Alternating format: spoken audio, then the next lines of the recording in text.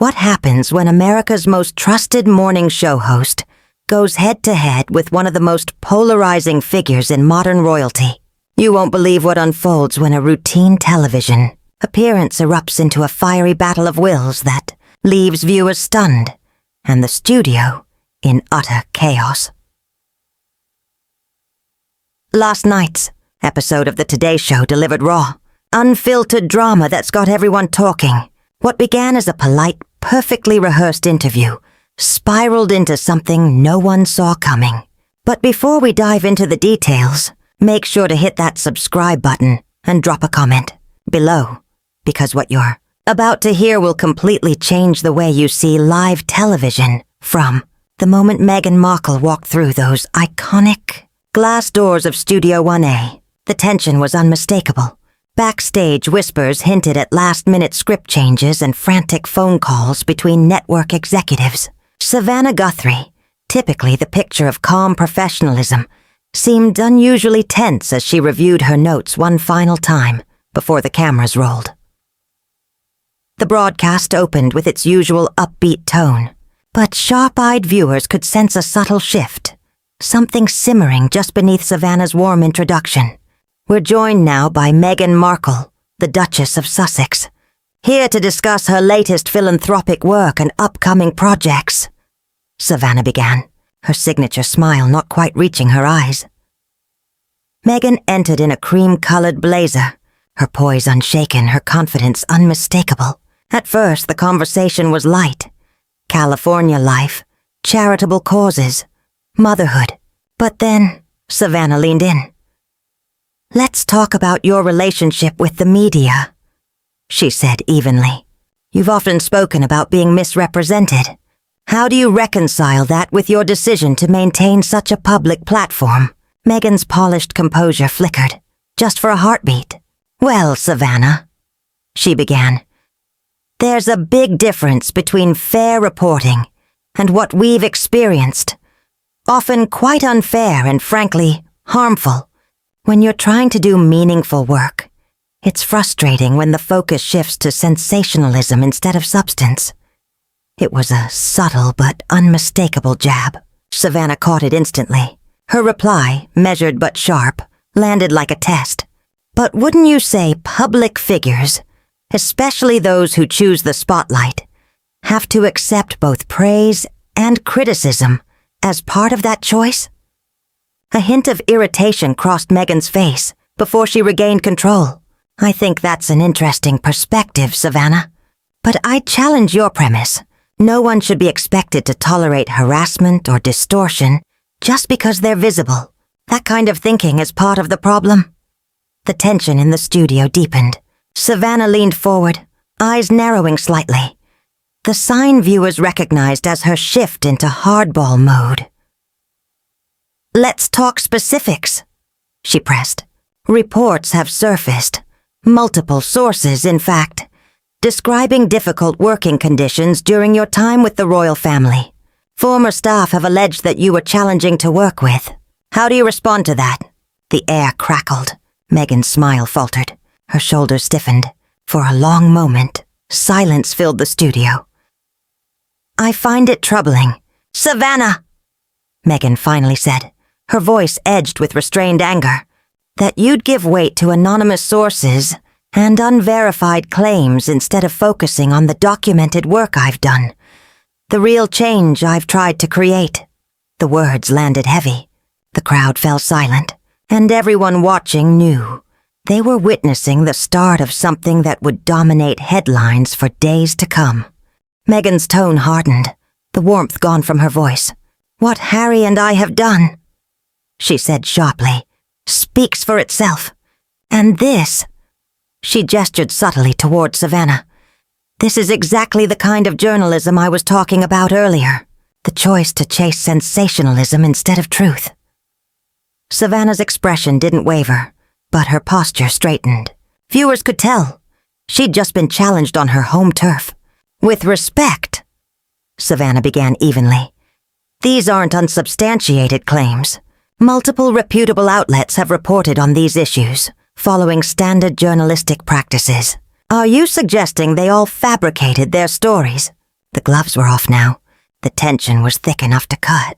Even the camera operators seemed to slow their movements, as though afraid a single noise might disrupt the charged silence between the two women. Meghan shifted in her chair, her jaw tightening. "What I'm suggesting, Savannah," she replied, "is that there's been a consistent pattern of negative coverage. Coverage that goes beyond scrutiny and crosses into agenda. When outlets repeat the same narrative without verifying it, that's not journalism. That's gossip pretending to be truth." Her words landed like a slap. The diplomatic veneer was gone, replaced by defiance. And for the first time, the Duchess's anger was visible. Savannah leaned in, her voice cool, but edged. "I have to stop you there, Meghan. The Today Show and NBC News have built their reputations on decades of credible reporting. We don't deal in gossip, and we don't air stories that haven't been thoroughly vetted. If you have a specific complaint about a piece of reporting, there are appropriate channels for that. But questioning the integrity of professional journalism on live television, that's a serious accusation." The rebuke was calm, but devastating. Meghan's eyes flashed with something sharp and unmistakably personal. For the first time, the cracks in her polished composure showed. Everyone in the studio could sense it. Something unprecedented was unfolding. Viewers at home leaned closer to their screens, aware that this interview had crossed a line, and there was no going back. And then came the moment that lit the fuse.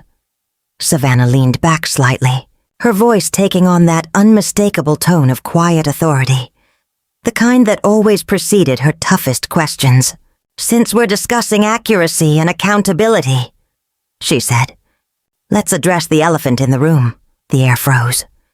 "Your interview with Oprah contained several claims that have since been questioned, or even contradicted, by documented evidence. The timelines you described, the accounts of certain private conversations.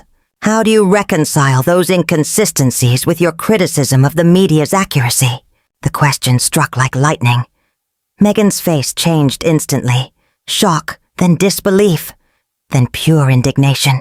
The poise that had carried her through a dozen interviews evaporated. "Excuse me?" she shot back, her voice rising. "Are you seriously sitting here on national television calling me a liar? Are you actually suggesting that I fabricated my own experiences and the pain my family endured?" The words hit the air like a live wire. The audience was dead silent. Even Savannah's crew seemed to hold their breath. But Savannah didn't flinch. Her reply came cool and deliberate, the steel in her tone unmistakable. "I'm not calling you anything, Meghan," she said evenly. "I'm asking you to address clear inconsistencies between your statements and the documented record." The tension was unbearable now. Two women, both powerful in their own right, locked in a battle over truth, perception, and the very meaning of accountability, and every second of it was live. Savannah's words cut through the silence like a scalpel. "Statements and verifiable facts," she said evenly. "That's what journalists deal in. We ask questions when things don't add up. If that makes you uncomfortable, perhaps it's worth asking yourself why." The delivery was flawless, controlled, deliberate, and undeniably sharp.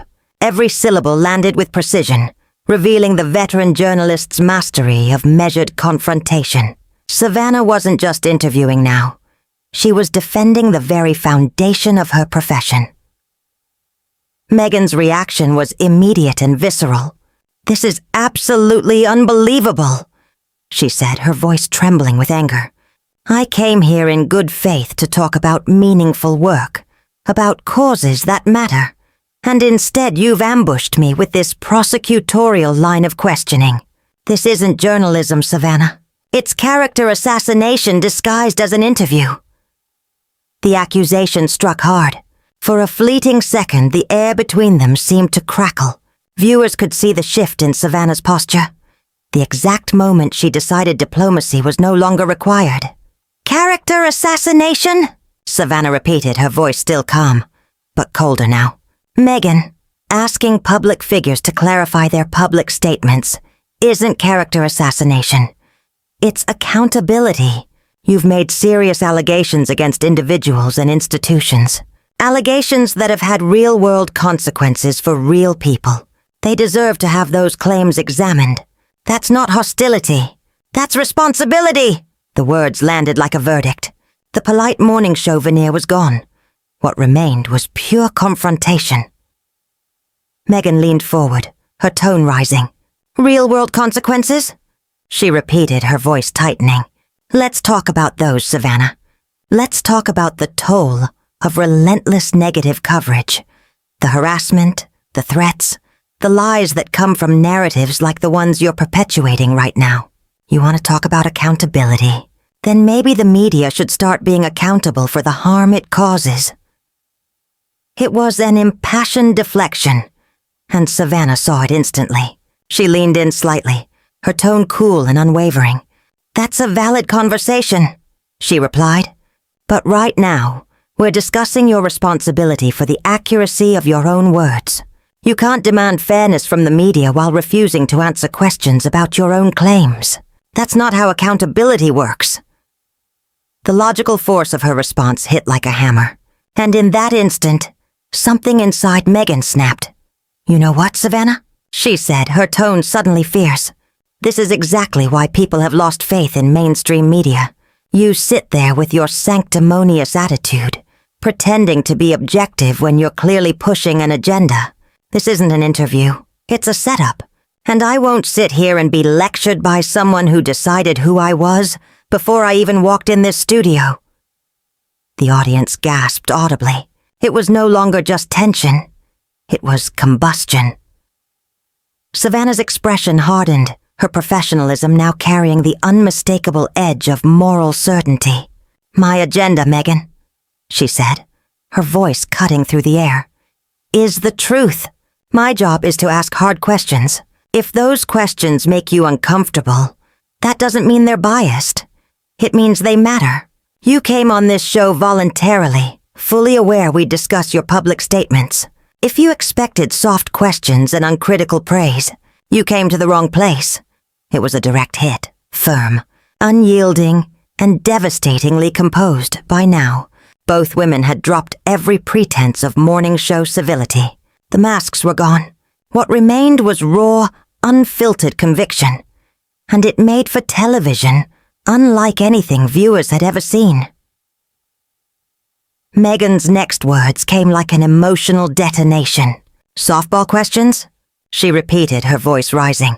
I expected basic human decency and professional respect, neither of which you've shown today. Instead, you've used your platform to perpetuate the same harmful narratives that have attacked me and my family for years. The accusation wasn't just defensive. It was personal. It was the moment everything boiled over. And in that electric silence that followed, one truth became undeniable. This wasn't just an interview anymore. It was a battle over truth itself, fought live under the glare of the world's cameras. The studio was silent, too silent. The tension in the air felt electric, heavy, almost tangible. Every camera lens was locked in, every crew member frozen in place. Savannah Guthrie, calm but visibly resolute, leaned forward and spoke with the authority of someone who had spent her life defending the truth. Meghan, she began, her tone deliberate, unwavering. I've spent over 2 decades sitting in this chair, asking hard questions of presidents, prime ministers, and public figures from every walk of life. Not once have I allowed anyone to dictate how those questions should be asked, or what truths should remain untouched. Accountability may make people uncomfortable, but discomfort doesn't excuse evasion. The words were scalpel sharp, delivered with the precision of a surgeon, and for a moment, even Meghan Markle seemed stunned into silence. But that silence didn't last. Her composure cracked. Accountability? She shot back, her voice trembling with anger. Is that what you call this? Ambushing your guests? Spinning the same toxic narratives that have been used to tear down women, especially women of color, who dare to speak their truth. Because that's exactly what you're doing right now, Savannah. And the world can see it. The accusation hit the air like a thunderclap. Gasps echoed faintly from behind the cameras. Savannah's expression didn't change, but her eyes hardened. "Don't you dare," she said, her voice low but fierce. "Don't you dare weaponize race to avoid legitimate questions. That's beneath you, Meghan, and it's an insult to everyone who's faced real discrimination. My questions would be exactly the same, no matter who was sitting in that chair. And you know it. The clarity, the conviction. It was devastating." Meghan leaned back, visibly stung. But instead of retreating, she exploded. "What's beneath me," she said, voice now raised, "is sitting here being lectured by someone who doesn't even pretend to be fair. What's beneath me is playing along with this farce you're calling journalism, when it's nothing more than a public takedown dressed up as integrity." The studio temperature seemed to spike. Savannah's reply came cool and cutting. "Character assassination," she said quietly, "is making false allegations about people who can't defend themselves. It's going on international television, spreading claims you know will destroy reputations, and then refusing to answer for them. What I'm doing, Meghan, is asking for accountability. If you can't handle that scrutiny, perhaps you shouldn't seek platforms that invite it." The impact was immediate, palpable. Meghan shot up from her chair so fast that the camera operators scrambled to reframe the shot. Her face was flushed with fury.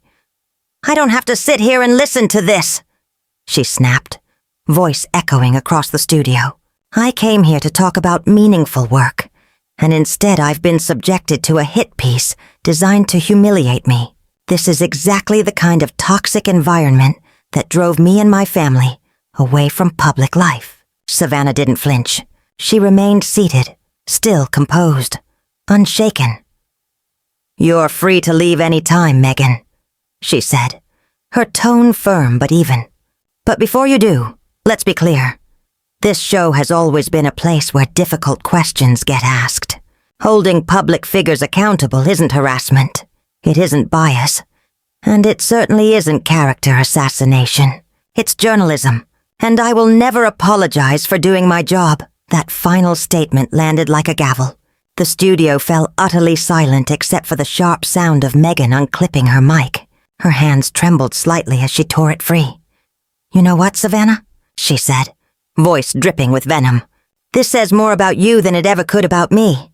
History will decide who stood on the right side of truth, and I'm confident you'll find yourself on the wrong one." With that, she turned and stormed toward the exit, her heels striking the floor with thunderous finality. The door handle rattled, then slammed open with enough force to echo through the room. She disappeared beyond the frame. And then, silence. Savannah remained perfectly still. The cameras stayed fixed on her face as she looked directly into the lens, her expression calm, her voice composed but resonant with authority. "Truth," she said softly, "isn't decided by who shouts the loudest or who walks away first. It's built on facts, evidence, and accountability, and those don't change based on who they make uncomfortable." The control room hesitated, unsure whether to cut to commercial, but Savannah gave the cue herself, her tone professional and steady, as if nothing extraordinary had just unfolded. "We'll be right back after this break." The red light atop the camera flicked off. The room exhaled, but everyone knew what had just happened wasn't simply an interview. It was history, a defining television moment that would be dissected, debated, and replayed for years to come.